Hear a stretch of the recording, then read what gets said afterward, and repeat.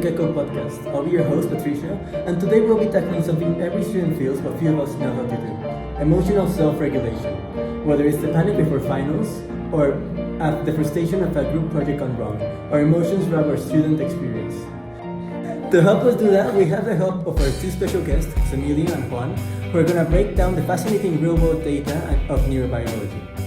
As well, I'm accompanied by my co-hosts, Andy. Our first topic is going to be what are emotions and three key elements. Let's start with you, Jose Emilio. What are emotions exactly? Great question, Patricia. For a cognitive perspective, emotions are viewed as expression of our body process, behavior, and the social context we live in. They are considered involuntary and adaptive reactions. Shaped by our experiences, essential, they are triggered by external situation or object, and cause change in how we act and how our bodies functions. And there's a specific way to measure them. Scientists often use a dimensional viewpoint called the circumplex model. It focuses on two things: valence, which is how unpleasant an emotion feels, and arousal, which is the intensity of that feeling. So when my heart starts racing because I forgot a deadline, what's happening internally? There are key elements of emotions.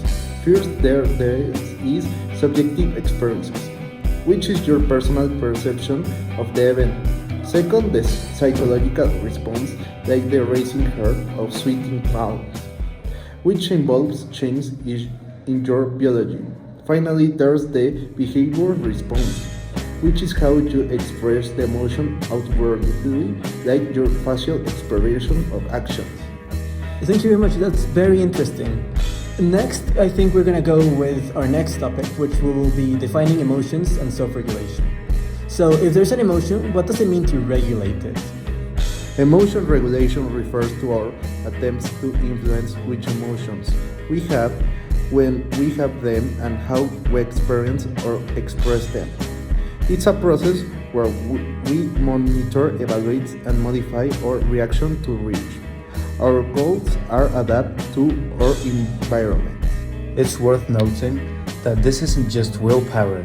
A study of 98 adults recently highlighted that our attachment styles, the way we relate to others, actually shape how effective we are at this.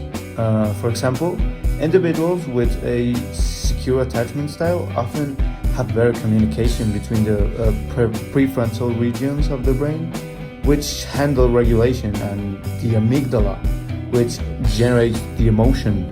That sounds like some people are just born better at it. Is there hope for the rest of us? Absolutely, regulation can be automatic or conscious.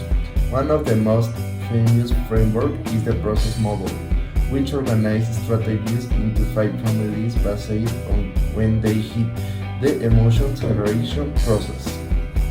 The most effective one of students is called cognitive reprisal. Thank you. Now, what I'm interested in talking about is reprisal versus suppression. Which works best? Juan, do you have some stats on how these strategies actually play out? I do, actually. In that same study of 98 adults, researchers looked at two main strategies: cognitive reprisal and expressive suppression. Cognitive reprisal is an antecedent-focused strategy, meaning you use it before the emotion fully kicks in by changing how you think about the situation. On the other hand, expressive suppression is response focused. It happens after the emotion is already there, and you just try to hide the outward expression. Here's the data. The research showed that cognitive reprisal is much more effective at reducing displeasure. In fact, one study found that using reappraisal accounts for nearly 29% of the positive impact that emotional intelligence has on our overall well-being. And suppression? Suppression actually increases your psychological arousal. Even if you look calm on the outside, your body is still in high stress mode internally. It can even lead to lower self-esteem and more depressing symptoms over time. And now I'd like to finish up this podcast with some practical tips for students. Andy, as a student, what are some good strategies we can actually use? Based on what Jose Emilio said about reprisal, here are 3 tips. The third person perspective. If you're overwhelmed, try to view the situation as if you are an outside observer or a character in a movie. This helps distance you from the immediate emotional impact. Envision a positive outcome. Instead of doom scrolling through all the ways a test could go wrong, spend a minute imagining a positive scenario or a way the situation could improve. Label your arousal. Instead of saying I'm stressed, say my body is getting energized from this challenge. This is a form of reprisal that changes the balance of the feeling from negative to functional. Exactly. Remember, the goal isn't to stop feeling. Healthy emotion management means acknowledging and accepting your emotions first, then choosing how to reassess them. Thank you. To wrap this up, think of your emotions like weather. You can stop a storm from coming, but emotional self-regulation is like knowing how to check the forecast and choosing to build a sturdy shelter rather than just standing in the rain trying to pretend you're getting wet. Well said. For those listening who want to dive deeper, check out the work of James Krause on the process of model of motion. It's the gold standard in this field. That about wraps up today's podcast. Thank you all very much for listening, and thank you to my guest and my co-host for coming on and sharing some very important information. If you want more, make sure to like and subscribe, and I hope to see you very soon. Bye!